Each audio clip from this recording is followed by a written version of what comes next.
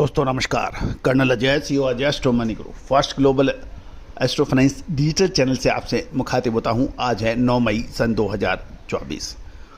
दोस्तों धनिए, जीरा, हल्दी, छोटी बड़ी इलायची, सौंफ, मेथी, अजवाइन, इस पर जो अपडेट हमने आपको लगातार दिए हैं, उम्मीद है कि आपने इसको बहुत पसंद किए हैं। दोस्तों याद कीजिए, जीरे पर हमारा अग्रिम अनुमान साल 2023 का अगस्त में के बाद जीरे में ज़बरदस्त गिरावट अक्षर सत्य साबित हुई थी।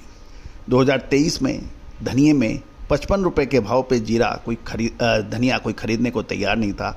वही भाव जब हमने इसको कहा था कि इस खरीदने का सही समय 85 से ऊपर का भाव देखा गया था। सौंफ ने 2023 में तेजी का तूफान देखा गया था। अजवाइन, छोटी इलायची, बड़ी इलायची, इन सभी पर जो हमारे अपडेट थे वो आपने देखे, काफ़ी सराहे और देश के कोने कोने से हमें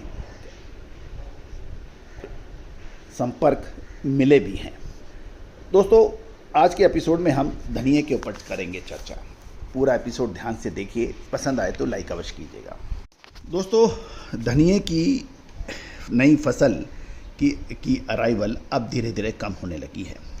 दूसरी ओर हम देखें तो मसाला कंपनियों की भी लगभग 75% खरीदी अप्रैल और मई के फर्स्ट वीक तक पूरी हो चुकी है और लगभग अब 20 से 25% की खरीद बाकी है, जो आगे लगभग 1 से 1.5 महीने में होगी। दूसरी ओर धनिए का यदि हम निर्यात डिमांड भी देखें तो फिलहाल कोई बड़ी डिमांड की खबर नहीं है। चीन की भी मांग का उम्मीद थी, उसकी भी अभी कोई जानकारी नहीं मिल रही है।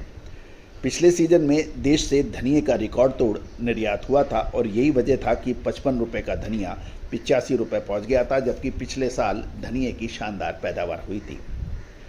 यदि हम आमतौर पर देखें तो धनिए का निर्यात लगभग 40 से 45 हज़ार टन धनिए का निर्यात आमतौर पर होता है।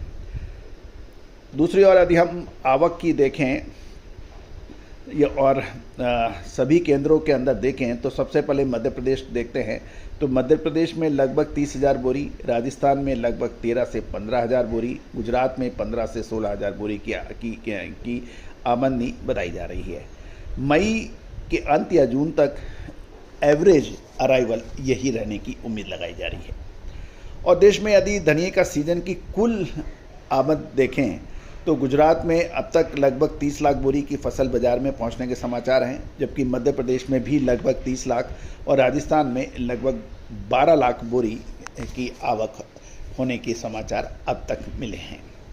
गौरतलब है कि इस समय धनिए के बाज़ार में कोई बड़ी हलचल नहीं है और अब इसके अंदर सीमित दायरे के ऊपर ही कारोबार हो रहा है। दूसरी ओर यदि हम देखें कि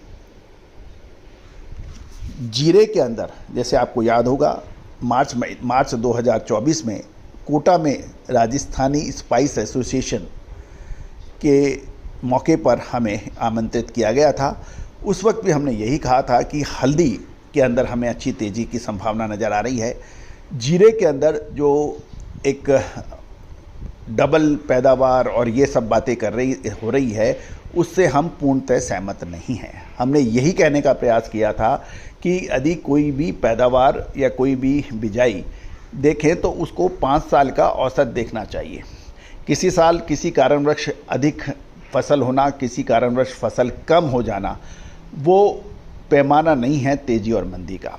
यदि हम 5 सालों का औसत एवरेज देखें तो इस साल जीरे की बिजाई या जीरे की फसल कोई डबल होने की संभावना नहीं है।